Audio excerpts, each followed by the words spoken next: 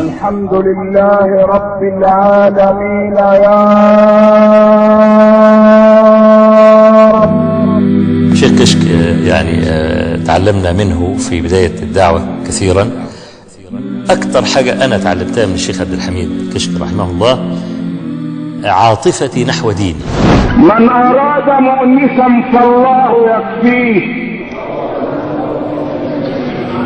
ومن أراد حجة فالقرآن يكفيه، ومن أراد الغنى فالقناعة تكفيه، ومن أراد واعظا فالموت يكفيه، ومن أراد الغنى فالقناعة تكفيه، ومن لم يكفه شيء من هذا فإن النار تكفيه.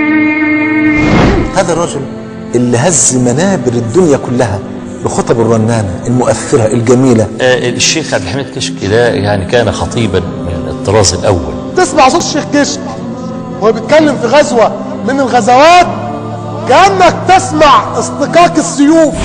شرفت بأنني كنت معه في فترة من الفترات، وكان رجلا يعني يبكيك ويضحكك في آن واحد. كان صاحب دعابة حاضرة وصاحب طرفة جميلة. الله يرحمه الشيخ كشك عليه رحمة الله، كان يقول كده يعني الواحد لو كان بيصلي ويقرأ القرآن وينام على وضوء هيشوف النبي في المنام، هيشوف الصحابة في المنام، إنما اللي بينام وآخر عهده كان بفيلم ولا تمثيلية ولا بتاع هيشوف إيه في المنام؟ هيشوف عفريت هانم. قالوا له فضيلة الشيخ عبد الحميد كشك احنا بنقوم بالدعوة في المسجد، ولكن المسجد فيه بدع ككثير من مساجد المسلمين. فحكمة الشيخ قال لهم ابدأوا بالأمر بالسنة. فكانت وصية الشيخ الرفق، اللين، التودد، التحبب إلى المدعوين. كان في واحد بيقرأ له قصصات صحفية، فقرأ هذا الرجل في قصاصة من ورقة صغيرة من الصحافة إن برج بيزا هيقع خلاص بعد كام شهر. سيدنا الشيخ كشك رحمه الله يبكي بكاء شديدا، فواحد بيسأله يا مولانا أنت بتبكي ليه؟ فالشيخ اشتد بكاؤه وقال له أنتم ما تعرفوش، مش عارفين حديث النبي صلى الله عليه وسلم لا تقوم الساعة حتى تفتح روما؟ قالوا أيوة عارفين.